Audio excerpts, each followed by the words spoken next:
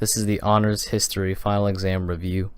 Number 1, the Boston Massacre was the incident in 1770 in which British troops fired on and killed American colonists. Number 2, the Townshend Acts were a group of acts that placed a tax on lead, glass, paint, and tea.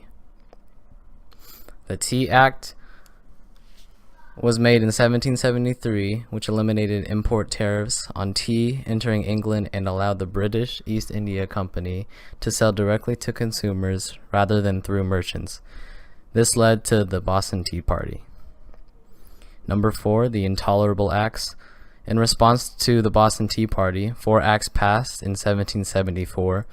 The port of Boston was closed, reduced power of assemblies and colonies, permitted royal officers to be tried elsewhere, and provided for quartering of troops in barns and empty houses, aka the Quartering Acts.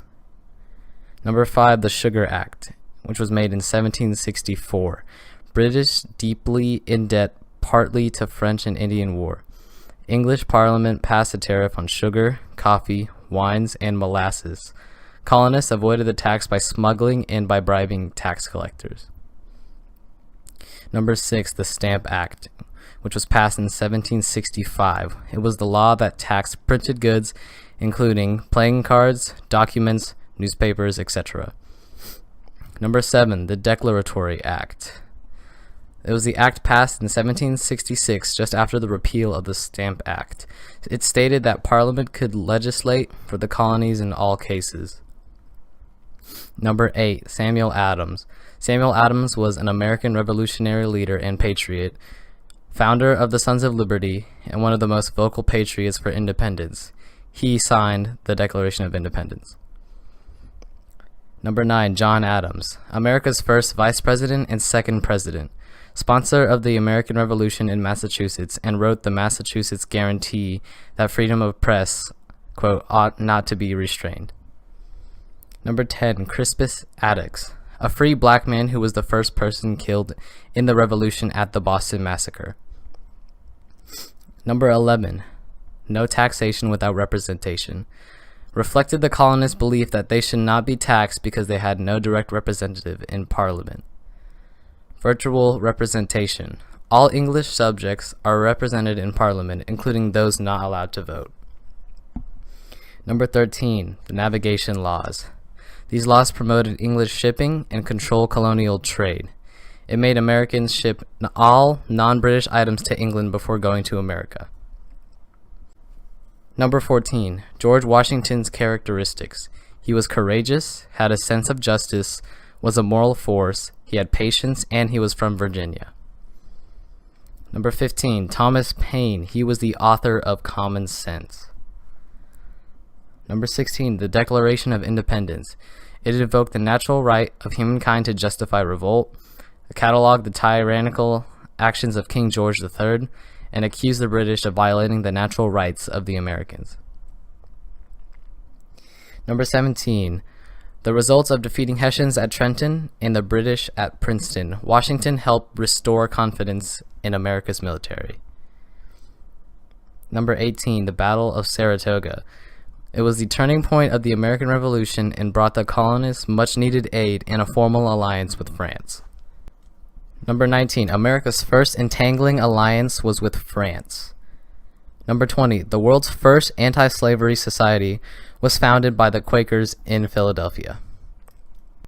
Number 21, the Founding Fathers failed to eliminate slavery because a fight over slavery might destroy national unity. Number 22, the struggle for divorce between religion and government proved fiercest in Virginia. Number 23, the Second Continental Congress had very limited power. Number 24, the Articles of Confederation were finally approved when all 13 states surrendered their claim to western lands to the national government. Number 25, Shays' Rebellion was provoked by foreclosures on the mortgages of backcountry farmers.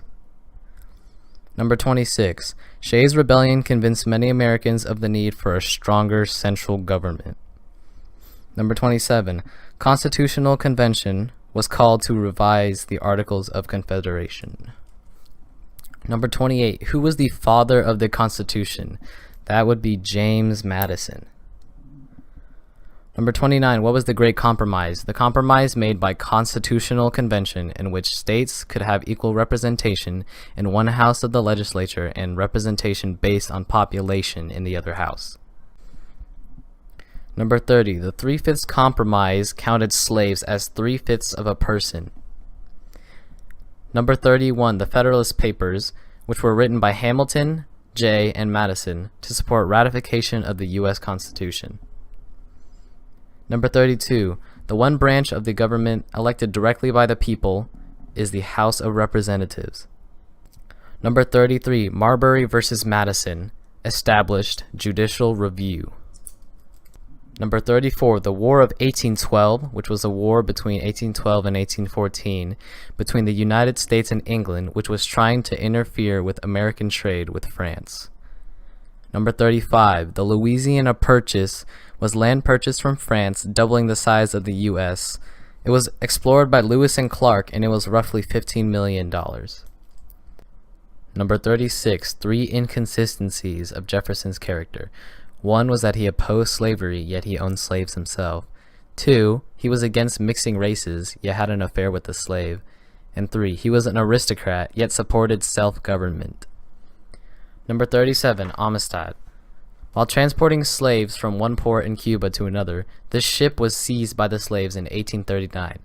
The slaves sailed the ship northward to the United States, where their status became the subject of a celebrated court case.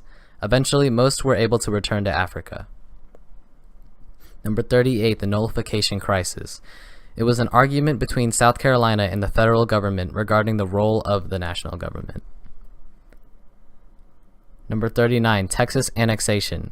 In 1845, originally refused in 1837, as the U.S. government believed that the annexation would lead to war with Mexico. Texas remained a sovereign nation, annexed via a joint resolution through Congress, supported by President-elect Polk, and approved in 1845.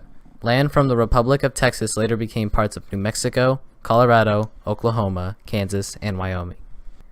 Number 40, the Spot Resolutions. Congressman Abraham Lincoln supported a proposition to find the exact spot where American troops were fired upon, suspecting that they had illegally crossed into Mexican territory.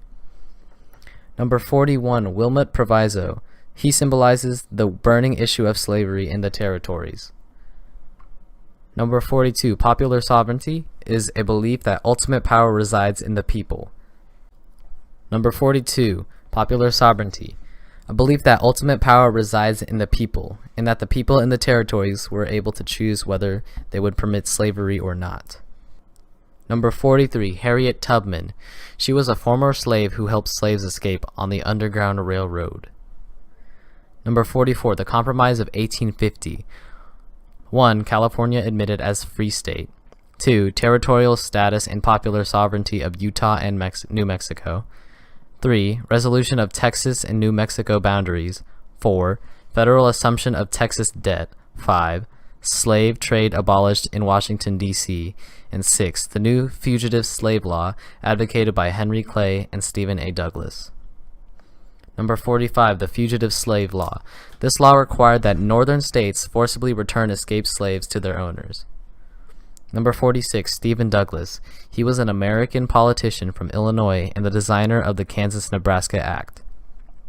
Number 47, the Kansas-Nebraska Act, was a law that allowed voters in Kansas and Nebraska to choose whether to allow slavery. Number 48, Harriet Beecher Stowe. She wrote Uncle Tom's Cabin. Number 49, why did European powers favor a civil war in the United States? Because war would weaken the United States' power in the Western Hemisphere. Number 51, strengths and weaknesses of the North and South. For the North, their strengths were their population. They had over 90% of the nation's manufacturing. They had diverse agriculture, capital wealth, and they also had a transportation system that was much more superior, and control of the sea. Their weaknesses was that they had to attack unfamiliar territory, and they had poor military skills.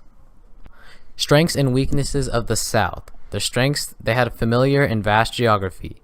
King cotton, which was a great British export. strong military tradition with handling guns and riding horses.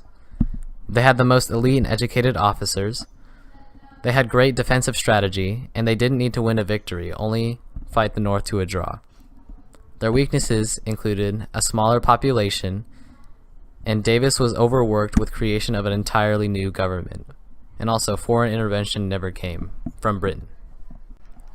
Number 52.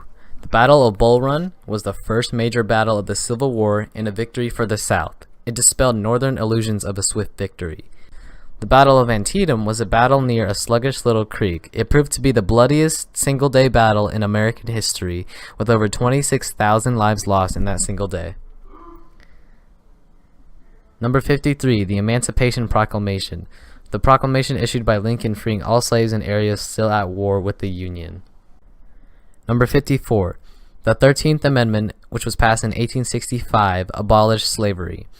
The 14th Amendment declares that all persons born in the U.S. are citizens and are guaranteed equal protection of the laws. The 15th Amendment, passed in 1870, prohibits voting restrictions based on race, color, or previous condition of servitude. Number 55. The Freedmen's Bureau was an organization run by the Army to care for and protect Southern blacks after the Civil War. Number 56. President Johnson, he was impeached for opposing radical Reconstruction. Number 57. Secretary of State Seward. He purchased Alaska from Russia for $7.2 million. Number 58. The Gilded Age. Between the 1870s and 1890s, it was a time period that looked good on the outside, despite the corrupt politics and growing gap between the rich and poor. Number 59. Carnegie, Rockefeller, Morgan, Duke, Stanford, and Vanderbilt. These are their capitalizing industries. Rockefeller had Standard Oil, Morgan had banking, Stanford had the Southern Pacific Railroad, Duke had tobacco, and Vanderbilt controlled railroads. Number 60. Chief Joseph was the leader of the Nez Perce in their retreat from the United States troops between 1840 and 1904. Sitting Bull was the Sioux chief who led the attack on Custer at the Battle of the Little Bighorn. Geronimo was the Apache leader who fought U.S. soldiers to keep his land. He led a revolt of 4,000 of his people after they were forced to move to a reservation in Arizona. Crazy Horse was a chief of the Sioux who resisted the invasion of the Black Hills and joined Sitting Bull in the defeat of General Custer at Little Bighorn. Number 61. The Chivington Massacre.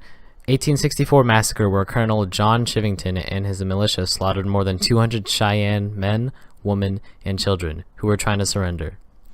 The Sand Creek Massacre was an attack on a village of sleeping Cheyenne Indians by a regiment of Colorado militiamen on the 29th of November in 1864 that resulted in the death of more than 200 tribal members.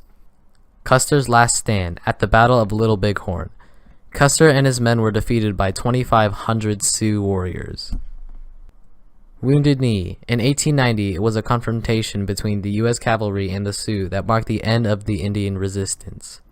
Number 62. Joseph Glidden invented barbed wire. D. Brown wrote Bury My Heart at Wounded Knee. Helen Hunt Jackson was an author who wrote A Century of Dishonor. John Deere invented the steel plow. The Dawes Act was in 1887, which was a law which gave all Native American males 160 acres to farm and also set up schools to make Native American children more like other Americans. The Homestead Act in 1862 provided free land in the West to anyone willing to settle there and develop it. It encouraged westward migration. Number 64. The Sooners. The Sooners were people who illegally claimed land by sneaking past government officials before the land races began.